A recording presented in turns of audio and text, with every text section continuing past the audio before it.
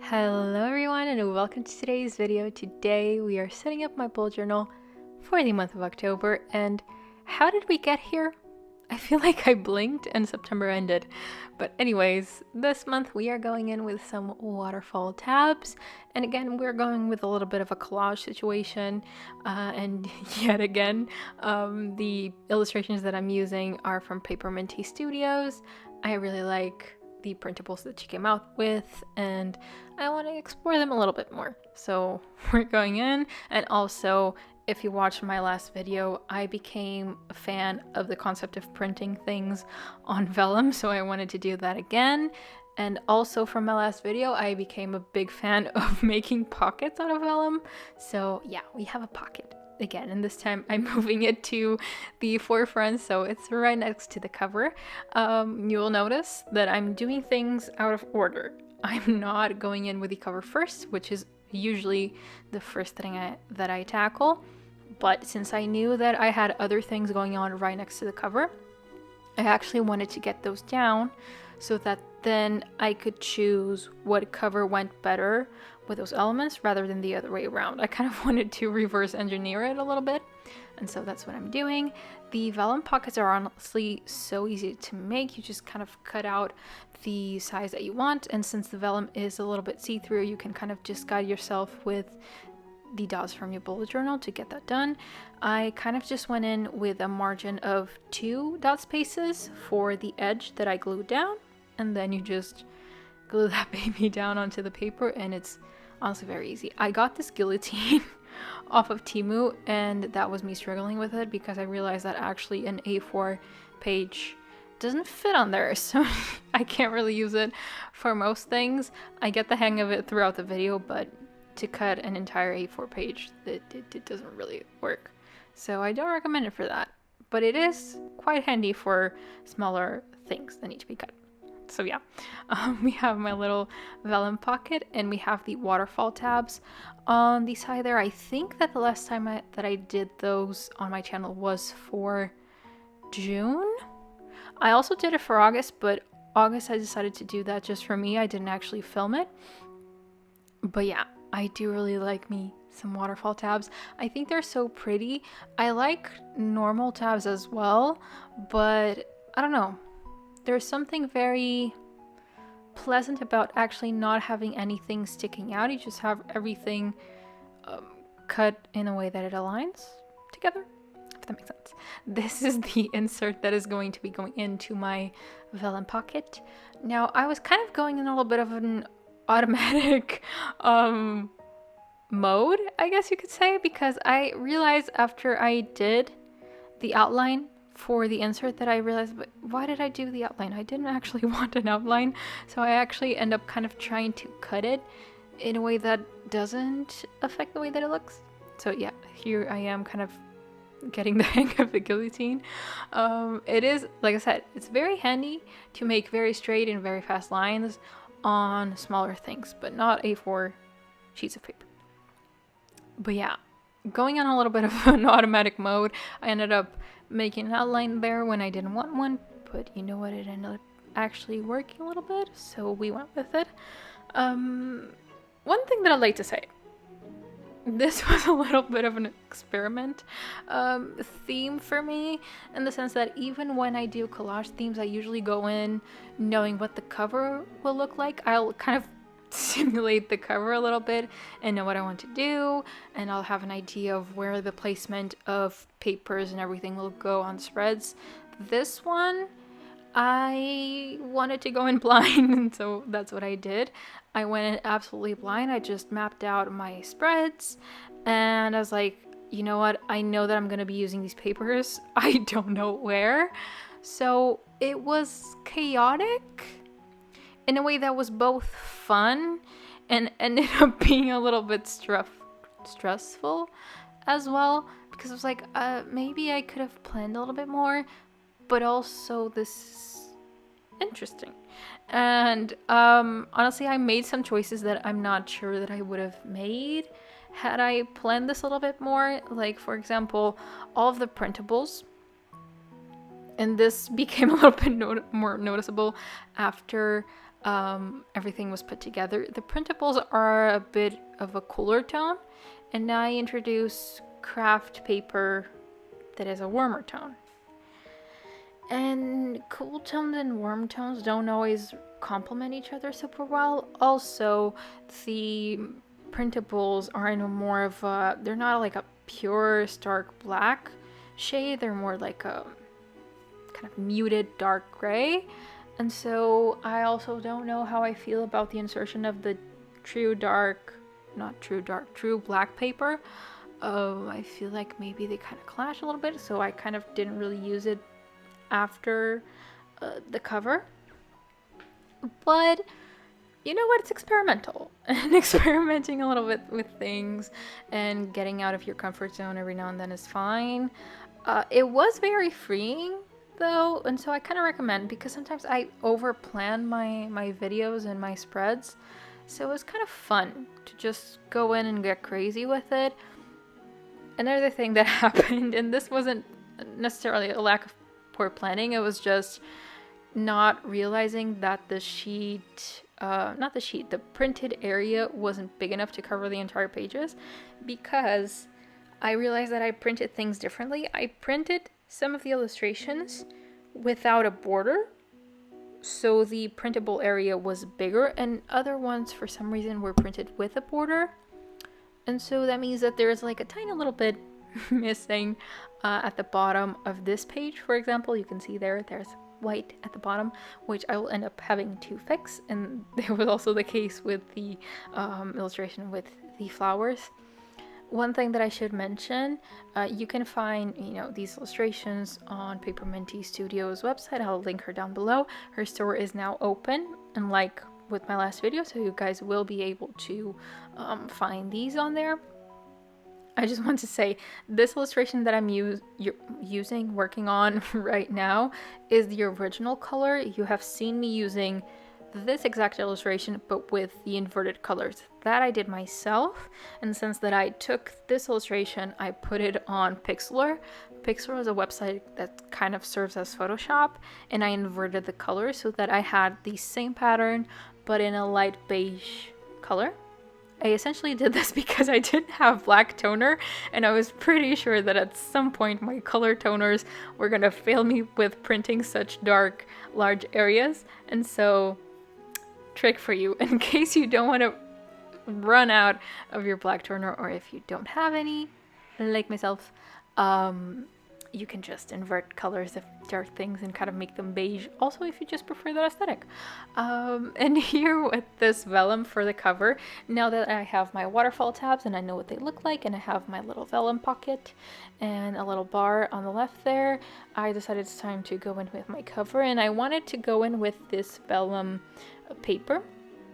The thing is, I was cutting it with my guillotine, and it kind of ended up becoming smaller and smaller because I was trying to make it, I was trying to correct the cutting lines because they weren't super straight, even though I was using the guillotine. And I don't know if I was like accidentally moving the paper while I was cutting it or something, but something was going on. I ended up going with the X-Acto knife to try and fix it. It still doesn't look as perfect as I would like it to be, but you know what, sometimes that's just life. If you're wondering why I went in with that patterned bar on the left of the vellum pocket, that's just because with the waterfall tabs, it looks kind of weird when you just see this spread laid out like this. When you flip the tabs, the idea is that you always have decoration on all sides. So you have decoration on the waterfall tabs right now, and now you have this left one. When you open up the tabs, you will have decoration on that side that is cut off. You will see what I mean when I start flipping into the other spreads. One thing that I will say, with using vellum paper and gluing it down, this wasn't the issue with this part necessarily, though it did happen a little bit. The ink with the glue starts to transfer down onto the paper, so you really only get one chance of gluing this down right, because after you lay it down, it will start to bleed into the paper. It doesn't bleed through, it just dyes it at the the surface that is facing you. So it might look funky if you try to move it around. Here I'm going in with my letter stamps. I think I haven't used these in a little bit on here. I miss them. I find that pretty much every October spread that I've done throughout the years, I bring these bad boys out. I don't know. It's something about October that screams dark academia style collage, and that calls for typewriter letter stamps. And here I'm going crazy with the bits of paper that I was trying to play around with.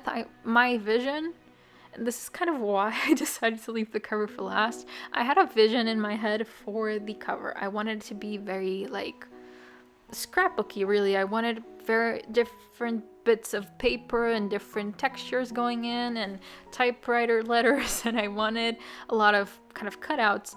But then with the tabs, there was already a lot going on. And so the more I added bits of paper on there, the least I liked it. So I decided less is more. And I'm actually rather happy with the cover going in with the monthly spread. I'm very happy with this. I introduced something new, which I'm happy with. Last month, I also had and I'm sorry for this because there was a bit of footage that was missing. Last month I also made this next month box in my monthly log, which I find is very useful, and I have my workout log there in my monthly log, which I thought was very nice. And I did not include the 31st because I know for a fact that I'm not going to be working out on the 31st. Going in with my next spread, we are going in with my goals, and this month I became aware of the fact that I usually have a hard time reaching the goals that I set up, not because I don't necessarily work towards them, but because a lot of the times a lot of the things that go into those goals don't necessarily involve just me. Life also happens, and other people also affect what happens in my life. And so I found that actually what I can control the most are my skills and the skills that I develop. So I decided to orient my goals a little bit more towards developing skills and towards obtaining knowledge. So I just have a little box for YouTube, and I cannot remember what the other one was, and I cannot read it right now.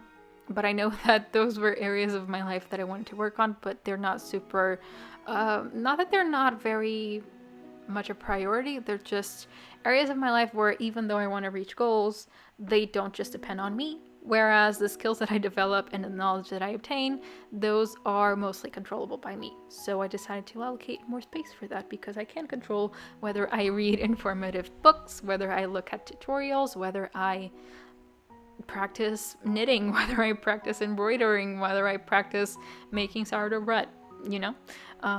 Those are more, let's say, dependent on my action. Going in with mood and gratitude, I find that I don't know why this mixture works, honestly, but I find that it works. I find that I like, rather than coloring in, having like a color scheme for my mood and then filling in with color, I find that I prefer writing down one word for my mood. I feel like it makes more sense. And then I like to write down just one thing that I'm grateful for. So even if I have a really crappy day and I just want to write down crappy for my mood, I can still finish on a good note by writing something that I'm grateful for. I feel like it, you know, even if I had the worst day on the planet, I could still leave the page on a good note, if that makes sense.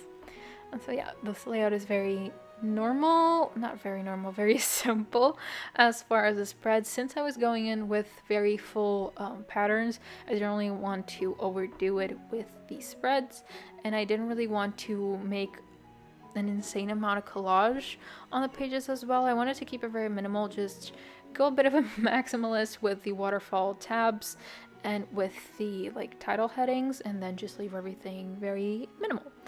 So this kind of spread is really good for people that don't like to draw, that aren't good at drawing, that don't have that time, because scrapbooking is a lot quicker in comparison, and you can have a really beautiful layout without spending a lot of time, without having to practice drawing, you can just find something that you like, whether you find printed papers that you can just buy straight away, whether you print something out at home, you can really quickly whip up something really beautiful and very clean looking, because sometimes drawn out themes, depending on your drawing skills, can look kind of not necessarily messy, but they don't look as clean, if that makes sense. The lines aren't as clean and like aesthetic, I guess you could say. There I was struggling a little bit with the vellum, and one thing that can happen with the vellum, which was what was happening in this case, it was tearing the paper along with it when I pulled it back, because the glue was already drying, so be careful with that. Do you see what I mean with the bar that I had on the left of the cover? When you have the waterfall tabs opened out, because since it is cut out deeper into the paper, deeper into the notebook, you will have a piece there on the left that is just showing, and if you don't have anything on there, it'll look kind of weird, but this way it's still decorated, so it's still kind of framed by something, if that makes sense. I hope that I'm explaining myself. Please let me know if you understood what I mean, because sometimes I feel like I could probably explain things in a little bit of a better way, but I don't know how. So I hope you guys understand. Going in with my sleep tracker, I will say I had a lot of little moments that annoyed me, and that challenged my perfectionist streak throughout this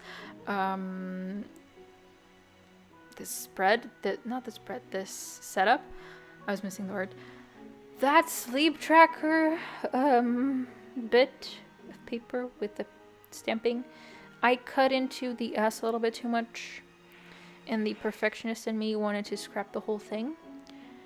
And the perfectionist in rehabilitation said, you know what, this is supposed to kind of look messy anyways. The little bit of the S cut into is absolutely fine. You will live. This will take way longer if you decide to redo it. So I decided to stick to it, and I put it on there just so you guys know.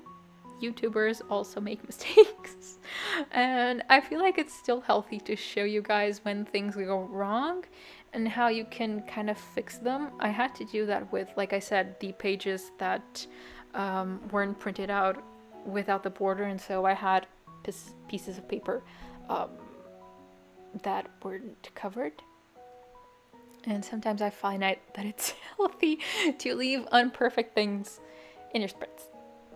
It's good. It's good to rehabilitate your perfectionist streak, because life is not perfect and you cannot be frustrated whenever you make little mistakes. They give character to your to your spreads, to your drawings, whatever the case is. Going in with my habit tracker, I feel like this is my most favorite layout for a habit tracker.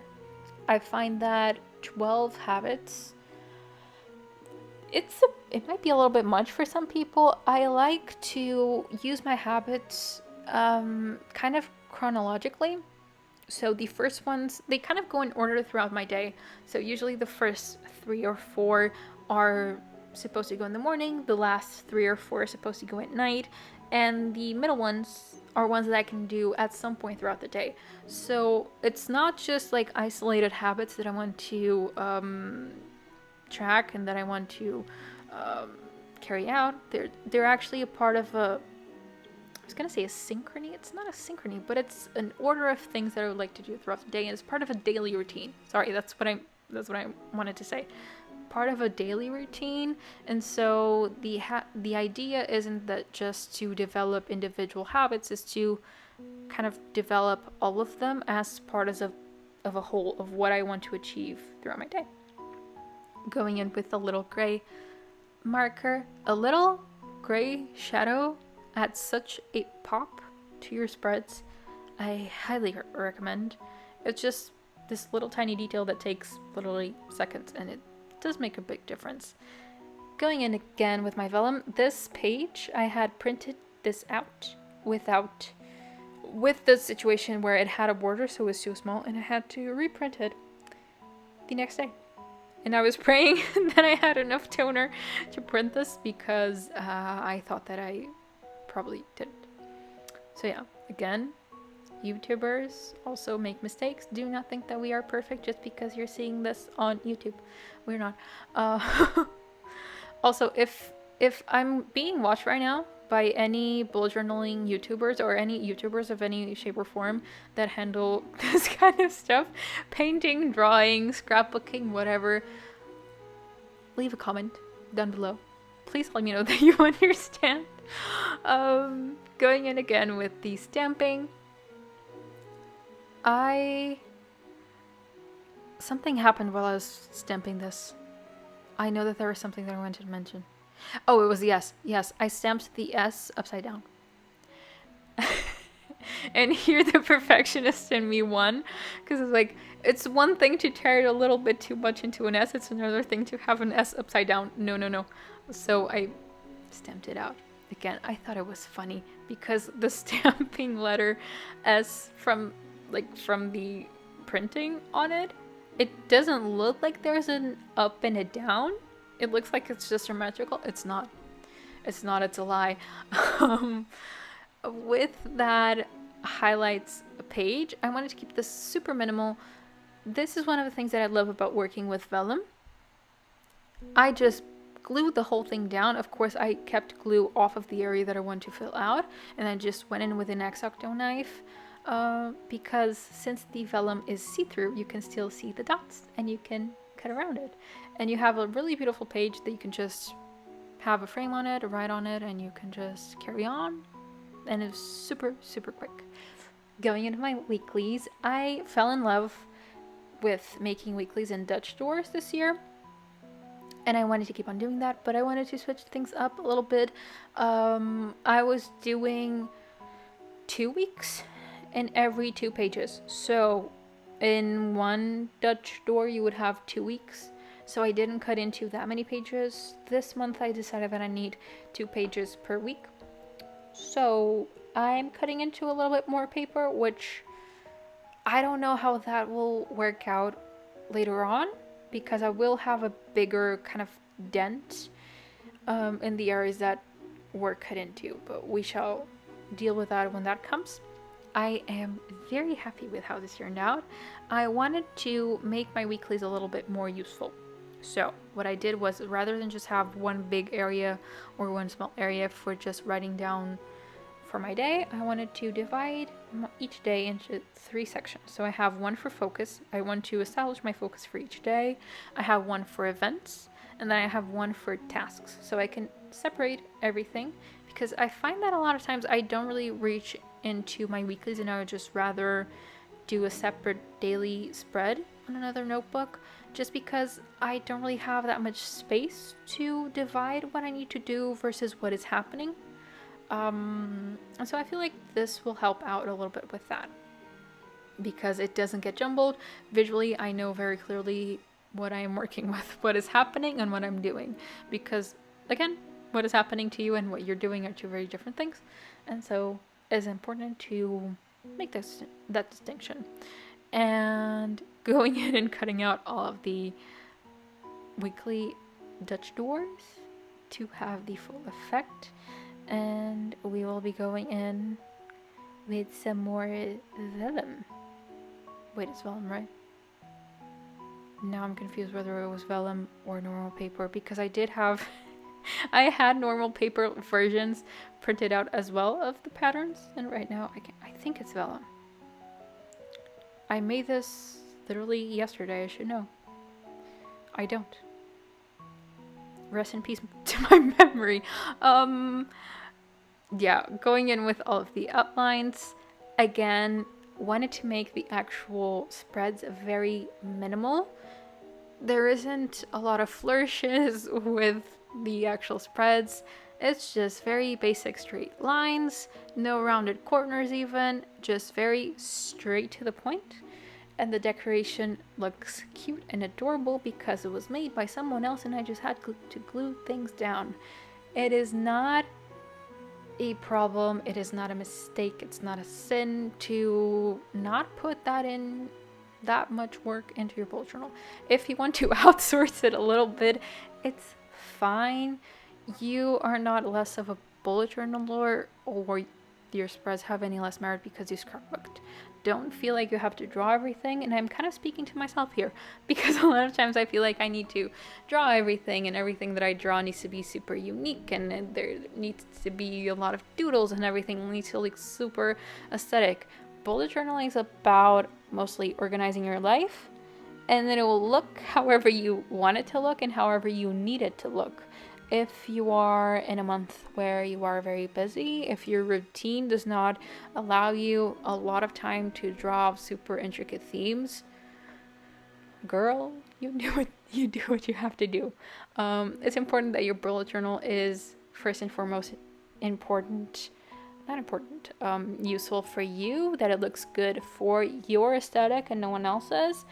And so if your aesthetic is no decorations at all, if it's just super minimal, go super minimal. If your aesthetic is maximalist, go over the top, go with all the drama. If you like scrapbooking, great. If you like watercolors, great. Bullet journals are super personal, and I feel like sometimes we kind of forget that. I feel like it's very easy to get caught up with what you see on social media, and I'm speaking a little bit against myself here because I am posting this on social media. But if you're here, just a friendly reminder that your bullet journal is supposed to serve you and no one else. So whatever you see on here is supposed to be a source of inspiration. It's supposed to be a bit of a guide for maybe ideas for how to do something that you hadn't thought about before, but you do not have to do what you see people on here doing. You don't have to mimic this, and it's okay if you can't reproduce this. It's absolutely fine. Take what you want, take what you need, and leave out the rest. And I got a little bit philosophical there, but I feel like sometimes it's useful, and I feel like sometimes it's necessary too. Going in again with my stamps. The odyssey of me struggling a little bit with this setup isn't done yet. There will still be another hiccup. There is one right now. I thought that the letters on my stamps were a little bit smaller, so I was so concerned with making sure that everything was within that space that I have for the numbers of the weeks, that I wasn't stamping things on correctly, but it's okay. I got the habit of, yeah, it is vellum. See, that was why I was unsure, because initially I wasn't going to use vellum, and then I did. I actually ended up printing these out, now I remember, because I decided that the normal paper could potentially be a little bit of a disaster. Just because, again, with the vellum, it's see-through, so you can guide yourself with the dots. And with the normal paper, I would have to eyeball this, and I decided, you know what, we've had already enough stresses with this setup, so let's not. And the vellum turned out really pretty, so yeah. But again, the issues are not done yet. There's still one last one that I was literally like, what? I'd like to share these with you guys. It's kind of therapeutic, honestly, because honestly, throughout my process of making this, so many things were just randomly going wrong, and me from like 6 months ago would have thrown in the towel. I would have said, you know what, it's just not meant to be. Maybe I'm just not meant to post this month, but I power through. So, and here we go. The paper literally tore when I just wanted to erase the pencil outline. And I had to randomly draw out another box just because. So yeah, it might seem minimal, but honestly at this point I was like, seriously? Another one? Can I just have one thing go smooth in this video? But yeah. It's just funny. It's just funny looking at the footage because I managed to edit this to look somewhat seamless, but it wasn't. It wasn't. And I had like 3 different instances where my cats decided to jump onto the table. Funnily enough, none of those jumps onto the table were caught by the camera, but if you would have had the audio, you would have seen me screaming at them and tearing them off the table. And now let's go into the final flip through of a setup that was a little bit stressful, but turned out really, really beautiful, and I hope you guys enjoy. I just have to mention this. I just had 2 more hiccups during the process of making this video. I was recording my voiceover in one take, 30 minutes long, and I had to pause it because the footage on the end here had a clip that I missed that wasn't supposed to be on here, so I had to stop the voiceover, remove that. I was like, okay, let's go. Doing the voiceover again, my TV goes off on its own, so I had to stop that and record again. So yeah, life happens, folks. The important part is that you learn to deal with these interferences and you make something beautiful. Anyways, so we will end on that. I am actually really happy with the result. It was chaotic, but it was beautiful. And yeah, I hope you guys enjoy. Please let me know. I'll see you on the next one. Bye, guys.